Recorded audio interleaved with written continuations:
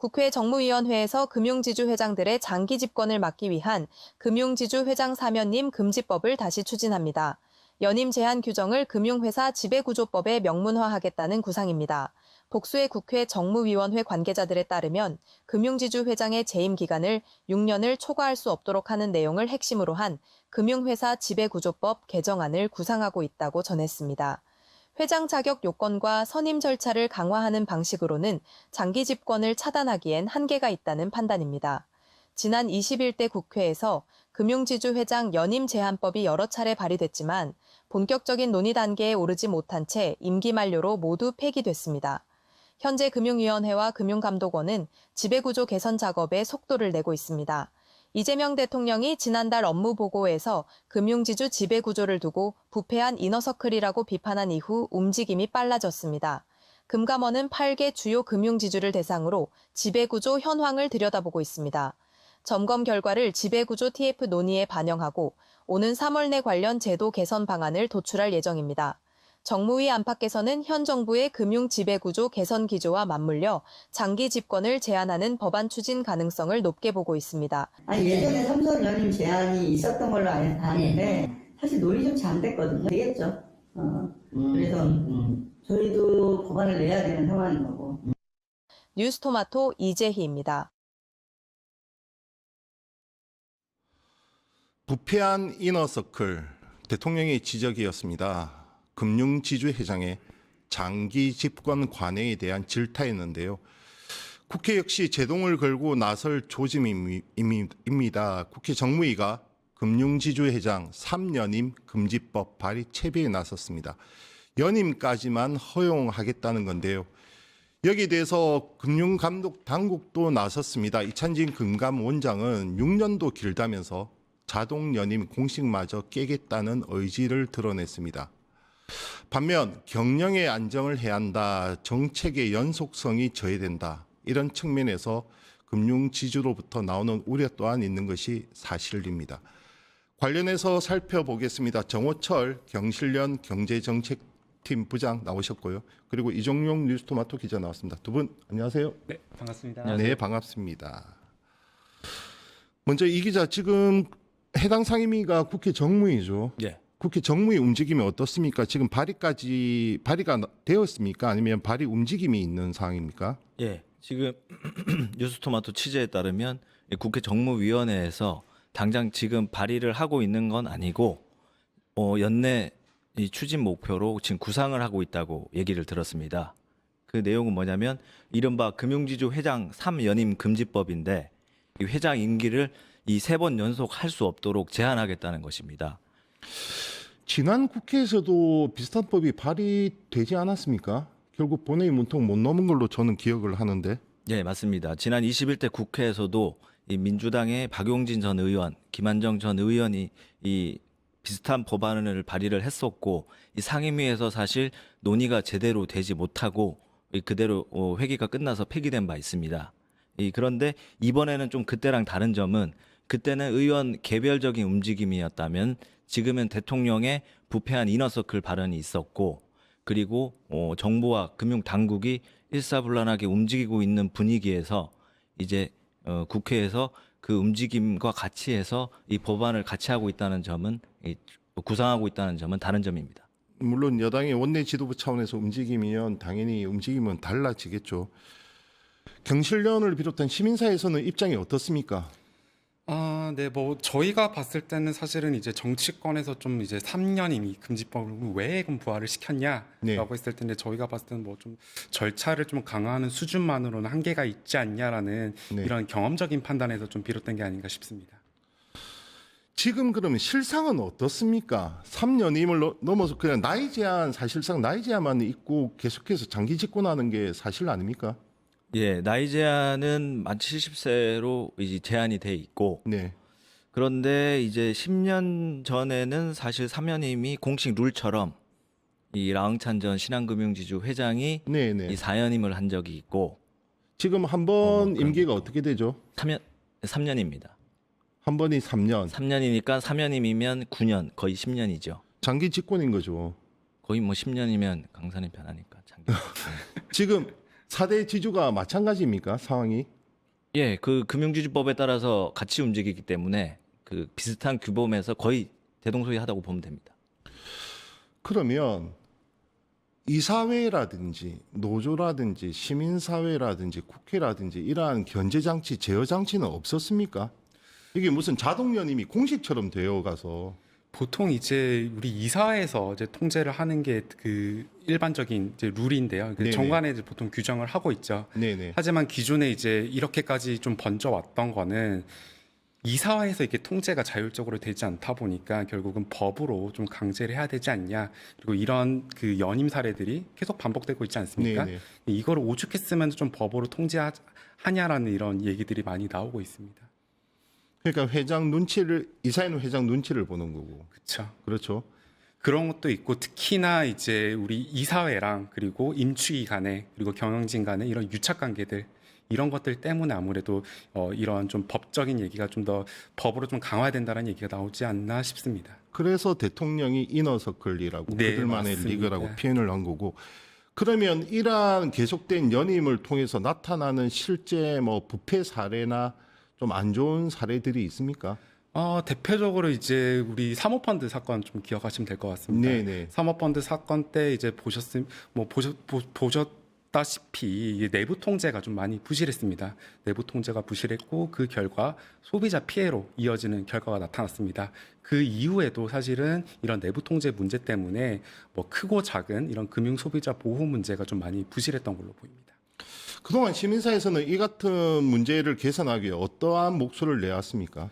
네, 그 저희 같은 경우는 이제 뭐 특히나 법과 이런 제도로 좀 강화하는 것들을 좀 저희가 많이 좀 문제 제기를 많이 해왔었는데요. 특히나 뭐 이제 저희가 현장에서 이렇게 연임 반대하는 뭐 이런 그 캠페인뿐만 아니라 기존에 이제 저희가 좀 문제가 있다고 보는 부분은 지배구조 왜곡의 문제가 있다고 봤습니다. 네. 네, 그렇기 때문에 이런 내부 통제를 강화하는 법도 함께 저희가 패키지로 많이 좀 주장을 해왔습니다. 지배구조 왜곡이라 하면 좀 구체적으로 설명 네, 좀. 지배구조 왜곡이라고 하면 이제 이런 이사회랑 그다음에 경영진 간의 이런 유착 관계들 그리고 이걸 끊어낼 수 있는 이런 이제 고리들이 사실상 법이나 이런 걸로 사실 강제하기 힘들다 보니까 저희가 좀 캠페인성으로 이렇게 뭐 예를 들어서 이제 뭐 주주총회라든지 아니면 이사회가 열리는 날 이렇게 현장 앞으로 가서 뭐 이런 특정 안건에 대해서 저희가 뭐 반대를 한다든지 아니면 반대로 이제 의견을 제시를 한다든지 이런 활동들을 많이 좀 전개를 해요. 지금 금융권 특히 금융지주들 어떻게 받아들이는지 좀 궁금합니다. 대통령이 먼저 부패한 이너서클 발언을 했고 지금 당국도 강하게 밀어붙이는 것 같고 국회도 입법 문제까지 지금 들고 나온다면 좀 초조하거나 당혹하거나 어떻습니까 지금 금융지주들? 네, 지금 대통령 발언이 나오고 금융당국이 움직인 지 이제 한 달 가량이 지났는데 네. 금융지주는 당장 1차원적인 반응으로는 뭘 어떡하라는 거냐. 왜냐하면 그동안 5년마다 정권이 바뀌고 금융당국 수장이 새로 올 때마다 이 금융사 지배구조를 바꿔왔습니다. 이 당국이 요청하는 대로 이 형식적으로는. 그렇기 때문에 일단 표면적으로는 더 바꿀 게 없는데 이제 왜 그러냐 그런 부분도 있고 그다음에 또 원하는 사람이 누가 있는 것 아니냐. 지금 회장이 만족스럽지 못하니까 네. 누군가 있는 거 아니냐 그런 이렇게 의심을 생각하는 살 수 것도 있죠. 네. 있고 사실은 마지막으로는 지금 회장들이 주요 금융지주 회장들이 연임에 거의 사실상 성공했습니다. 네. 그렇기 때문에 앞으로 3년이 이제 확보가 된 것이죠. 그렇기 때문에 시간은 이제 벌었다. 좀 이제 내용을 지켜보겠다라면서 좀 표정 관리를 하는 것도 있습니다. 이 금융지주 또한 일종의 뭐 소유분산 기업처럼 그 바깥에 포스코나 뭐 대표적인 게 KT 이런 경우인데 그동안 정부에서 좀 찍어내리는 사람들이 회장에 오른 경우가 좀 허다했죠. 네, 맞습니다. 그러면 지금 현 정부는 어떻습니까? 지금 연임에 성공했다면 정부가 개입을 전혀 안 하는 겁니까? 물론 개입을 한다는 자체가 불법이겠지만. 네네. 네. 아무래도 이제 기존에 이제 정부가 바뀐 지 얼마 안 됐으니까 뭐 아직까지는 이제 딱히 뭐 좀 가시적인 사례가 있다라고 말씀드리긴 좀 어렵지만은 네네. 이제 예전에 이제 문재인 정부 때부터 그리고 또 윤석열 우리 정권까지 좀 이렇게 살펴봤을 때 이제 직접적인 이런 수단들보다는 좀 간접적인 것들이 많았습니다. 예를 들어서 배당금을 이렇게 통제를 한다든지 네. 배당 성향을 많이 통제를 했죠, 정부에서.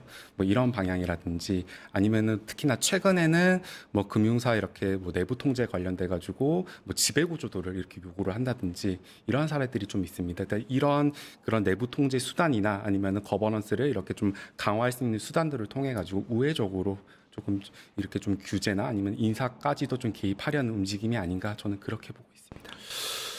금융지주의 지배구조나 경영의 투명성은 어느 정도 지금 확보가 돼 있는 상황입니까? 아직까지 좀 미흡하다라고 보여집니다. 특히나 이제 내부 통제 문제 같은 경우는 윤석열 정부 이제 거의 말기 때 좀 준비를 해가지고 지금 이제 정부 바뀌고 나서 네. 뭐 지배 구조도라든지 아니면 이런 책임성을 이사회의 책임성을 좀 강화하는 방향으로 현재 지금 계속 진행 중입니다. 이러면 금융권에서는 당연히 볼멘 소리가 나올 수밖에 없는데 맞습니다. 특히 뭐 경영 안정 좀 전에 얘기를 했듯이 경영 안정의 문제 또는 정책 연속성의 문제 이거는 뭐 당연한 논리로서 반박 논리로서 성립은 가능해 보입니다. 어떻게 보십니까? 뭐 이제 사실은 그 연임 관련돼서 이제 이러한 반발들이 있습니다. 아무래도 이제 특히나 특정 CEO가 전문성이 있다. 네네. 내지는 아까 말씀하셨던 것처럼 사업의 연속성 차원에서 뭐 1회 정도는 연임을 할 수도 있지 않냐라는 이런 얘기들이 있습니다. 하지만 저는 조금 생각이 다릅니다. 사실은 우리가 이제 이사회 이런 정관이나 내지는 뭐 경영 보고서를 보시면 아시겠지만은 CEO에게 요구하는 게 과연 전문성인가라고 질문을 했을 때 네. 사실은 CEO는 누구나 할 수 있다. 그리고 조직을 잘 관리를 하고 투명하게 하는 게 사실은 가장 큰 목적입니다. 그 외에 사실은 전문성은 사회이사가 담당을 하는 것이죠. 네네. 그렇기 때문에 사실은 CEO는 누가 해도 상관이 없는 거고 이거를 적절하게 그리고 공정하게 기업을 경영할 수 있는 경영자를 뽑는 게 사실은 제일 중요한 거거든요. 이 기자, 그러면 실제 이너서클이 존재하는지 한번 봅시다. 그러면 회장 한 명이 바뀌면 그 회장을 중심으로 경영진과 이사회와 이 모든 것들이 자기들만의 이너서클로 채워집니까? 그렇게 해서 부패가 되고 실제 그렇습니까? 예, 뭐 정부 조직이나 이 관료 조직처럼 갑자기 이렇게 한 달 만에 이렇게 보이는 건 아니지만 네. 이 금융지주 회장이 이 가령 연임을 한 번만 하더라도 6년인데 그 기간 동안 이 경영진들에게 이 자기 사람들을 구축해 놓을 수 있습니다.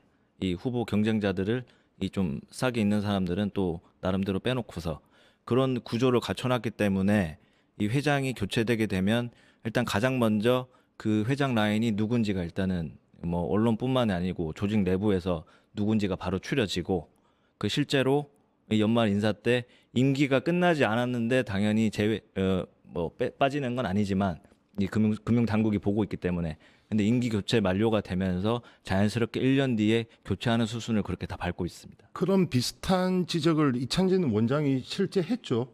예. 발언이 어떠했습니까? 예, 이찬진 원장이 좀 뭐 어떻게 보면 색다른 발언을 했는데 이제는 6년도 너무 길다. 6년 동안 이 차기 육성 후보군들이 골동품이 될 수 있다. 6년이라고 하면 사실 임기 3년이니까 연임을 한 번밖에 안 한 건데 이제 연임 한 번도 그렇게 좌시하지 않겠다. 그런 뉘앙스입니다. 그래서 단순하게 아까 3연임 금지처럼 3연임을 금지하겠다. 지금 정부의 시각이 이런 게 아니고 이렇게 연임부터 시작해서 이게 단순하게 그냥 당연시하는 그런 분위기나 절차를 확실하게 차단하겠다. 그런 의지가 보이고 있습니다. 부장님, 각 금융권 특히 제일금융이 민생 경제에 미치는 영향력은 실로 막대합니다. 네, 맞습니다. 서민들은 은행 문턱이 높을 수도 있고 네, 또는 실제 뭐 지난해만 해도 막대한 수익을 벌어들였는데 그 대부분이 또 예대 마진에서 비롯되었고 그래서 땅 짓고 헤엄치는 것 아니냐 이런 지적도 솔직히 나온 것이 사실인데 그러면 이러한 금융지주의 전반적인 그 지배구조라든지 제도 개선을 위해서 결국 가야 할 방향은 무엇이라고 보십니까? 이제 저는 이제 첫 번째로는 현재로서는 이제 결국 내부 통제입니다. 계속 얘기가 나왔던 게 내부 통제 문제였고, 특히나 이제 이 내부 통제를 하는 건 목적이 뭐냐라고 했을 때 장기 리스크 관리라고 저는 보고 있습니다. 네네. 그렇기 때문에 이제 기존에 뭐 우리가 코로나19 유동성이 많이 높았던 시기도 우리가 겪고 있고, 현재도 지금 그렇죠. 네. 주식시장 같은 경우는 이런 것들을 겪고 있는데, 앞으로는 이제 이런 내부 통제를 통해 가지고 그 금융회사들이 장기 리스크를 관리할 수 있는 이 체계로 가야 되고, 사실은 그렇다고 하면 이 리스크를 잘 관리할 수 있는 경영자를 뽑아야 되는 것이거든요. 근데 하지만 기존의 이런 평가들을 봤을 때는 뭐 결국은 재무 실적만 가지고 우리가 CEO 연임을 결정을 한다든지 임추위에서, 또는 내지는 또 그 외에 다른 뭐 이런 사업 성과라든지 이런 것들만 봤단 말이죠. 숫자만 보게 되는 그렇죠. 거죠. 네. 근데 앞으로는 좀 바뀌어야 될 부분들이, 예를 들면 뭐 금융 소비자 보호를 적절히 잘했다든지, 내지는 재무 건전성 실적이 좋다든지, 이런 것들로 좀 변화를 통해 가지고 이렇게 임추에도 좀 선임을 하고, 그리고 이런 것들로 CEO 성과 평가를 통해서, 내지는 좀 더 나아가서 보수까지도 평가를 할 수가 있겠죠. 이런 거를 통해 가지고 좀 인사를 좀 통제를 해야 되지 않냐라는 좀 생각이 있습니다. 금융권의 노조가 강한 걸로 알고 있는데 노조는 좀 어느 정도 견제 장치가 되고 있습니까? 이제 아무래도 이번에 이 법안 얘기가 나왔을 때 사실은 노사 간의 그 이해관계가 정말 첨예했습니다. 네. 뭐 아시다시피 이제 우리 박용진 의원이 뭐 발의를 했지만은 그 발의 과정에서도 이제 사실은 노조가 많이 개입을 했던 걸로 알고 있고, 네. 그 과정에서 이제 경영진들이 많이 반발을 했습니다.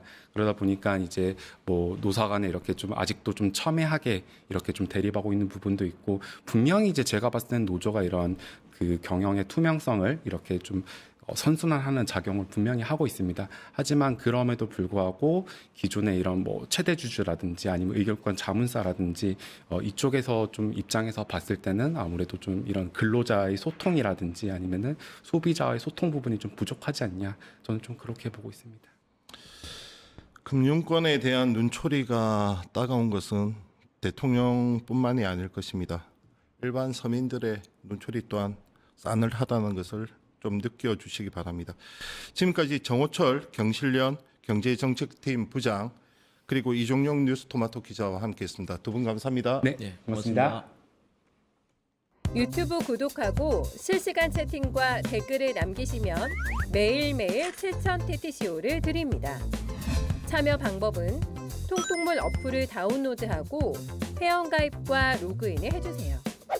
마이페이지에서 나의 회원 고유 번호를 복사해주세요.